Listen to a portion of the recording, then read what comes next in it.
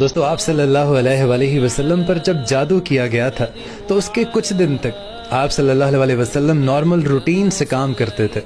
آپ اسی طرح سے دینی تبلیغ کیا کرتے تھے اور اسی طرح سے نماز کی امامت اور دیگر مسائل کو بھی دیکھا کرتے تھے، لیکن کچھ عرصے کے بعد، تھوڑے سے وقت کے بعد آپ صلی اللہ علیہ وسلم پر جادو کے اثرات مرتب ہونا شروع ہوئے۔ آپ صلی اللہ علیہ وآلہ وسلم ایک عجیب سی درد محسوس کرنے لگے اور وہ درد آہستہ آہستہ شدت اختیار کرتی چلی گئی۔ آپ صلی اللہ علیہ وسلم کا حافظہ بھی کمزور پڑنے لگا، آپ صلی اللہ علیہ وسلم کا وزن کم ہوتا گیا اور آپ صلی اللہ علیہ وسلم کی بینائی بھی کافی متاثر معلوم ہوتی تھی۔ اور جب یہ کیفیت تھی، جب آپ صلی اللہ علیہ وسلم اس تکلیف میں تھے اور یہ تکلیف آپ کی تقریباً 1 سال تک جاری رہی، اور جب آپ صلی اللہ علیہ وسلم ان دنوں جسمانی درد میں شدت ہوتی تو آپ بڑے خشوع اور خضوع کے ساتھ صحت یابی کی دعائیں مانگتے۔ لیکن دوستو سوال یہ پیدا ہوتا ہے کہ آپ صلی اللہ علیہ وسلم پر جادو کیا ہی کیوں گیا اور کس نے کیا، اور اس کے بعد اس جادو کا توڑ آپ صلی اللہ علیہ وسلم نے کیسے کیا؟ تو آپ کو بتاؤں کہ اس زمانے میں لبید بن عاصم اور اس کا خاندان کالے جادو اور دوسرے دیگر سحر کاری میں بہت زیادہ شہرت حاصل کر چکا تھا۔ اور دوستو لبید بن عاصم اسلام کا دشمن اور منافق تھا، اور منافق ہونے کے ناطے مدینے کے جتنے بھی مشرکین تھے ان سے اس کے بہت ہی اچھے مراسم تھے۔ اب مشرکین مکہ یہ جانتے تھے کہ لبید بن عاصم اسلام کا دشمن ہے، منافق ہے، تو سارے مشرکین مکہ مل کر لبید بن عاصم کے پاس پہنچے اور من گھڑت افسانے سنانے لگے کہ ہم نے بہت سارے جادوگروں سے کہا کہ نعوذ باللہ آپ صلی اللہ علیہ وسلم کو جادو کے ذریعے ختم کیا جا سکے، لیکن ان تمام کا جادو کسی قدر اثر انداز نہیں ہوا،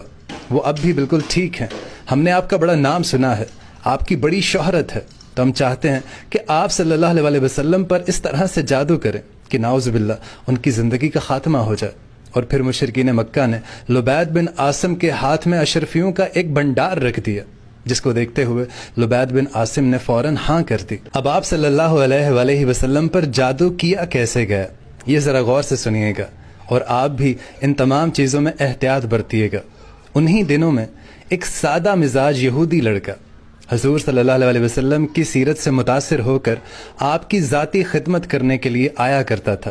لبید بن عاصم نے بڑی ہی عیاری اور مکاری کے ساتھ اس یہودی لڑکے سے جلد ہی تعلقات کو بحال کر لیا۔ اب لبید بن عاصم نے اس لڑکے کو بڑی ہی چالاکی سے استعمال کرتے ہوئے آپ صلی اللہ علیہ وآلہ وسلم کی کنگھی مبارک اور سر کے کچھ بال بھی حاصل کر لیے تھے۔ اب ان دونوں چیزوں پر جادو کا عمل کر دیا گیا، جس میں لبید کی مشہور جادوگر بہنوں نے بھی حصہ لیا تھا۔ اب جادو شدہ کنگھی اور آپ صلی اللہ علیہ وآلہ وسلم کے بال مبارک کو کھجور کے ایک نرگوشے میں لپیٹ دیا گیا۔ اب ان سب چیزوں کو جادو کے ایک خاص عمل سے زوران میں واقع ایک ویران کنویں کی تہ میں آپ صلی اللہ علیہ وسلم کی ساری چیزیں ایک بڑے سے پتھر کے نیچے چھپا کر رکھ دی گئیں۔ اب جادو شدہ سامان کے علاوہ یہ 2 اور اشیاء بھی اس کنویں میں رکھ دی گئی تھیں۔ نمبر 1، جادو شدہ رسی کا ایک ٹکڑا جس پر 11 گرہ باندھی گئی تھیں، اور دوسری چیز جو انہوں نے اس کنویں میں رکھی وہ آپ صلی اللہ علیہ وآلہ وسلم کا ایک مومی پتلا تھا، جس میں باریک سوئیاں جا بجا چبھو دی گئی تھیں۔ اب یہ سارا عمل لبید بن عاصم کی طرف سے اور اس کی بہنوں کی طرف سے کر دیا گیا،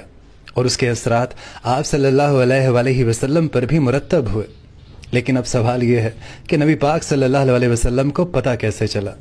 تو آپ کو بتاؤں کہ ایک رات آپ صلی اللہ علیہ وآلہ وسلم غنودگی کی حالت میں لیٹے ہوئے تھے کہ اللہ تعالیٰ نے 2 فرشتوں کی وساطت سے آپ کو دشمنوں کی اس خطرناک چال سے آگاہ کر دیا، اور ساتھ ہی اللہ تعالیٰ نے آپ کو لبید بن عاصم اور اس کی بہنوں کے جادو کا توڑ بھی بتا دیا۔ اور جیسے ہی آپ صلی اللہ علیہ وآلہ وسلم کو اس بات کا علم ہوا تو آپ نے فوراً سے 5 آدمیوں پر مشتمل ایک جماعت کو اس کنویں کی طرف روانہ کیا، اور پھر آپ صلی اللہ علیہ وسلم بھی اس موقع پر پہنچ گئے۔ اس کنویں پر جا کر آپ صلی اللہ علیہ وسلم نے دیکھا کہ اس کنویں کا پانی مہندی کے پتوں کی طرح گہرا سرخ ہو چکا تھا۔ آپ صلی اللہ علیہ وسلم نے اس کنویں کا سارا پانی باہر نکلوا دیا،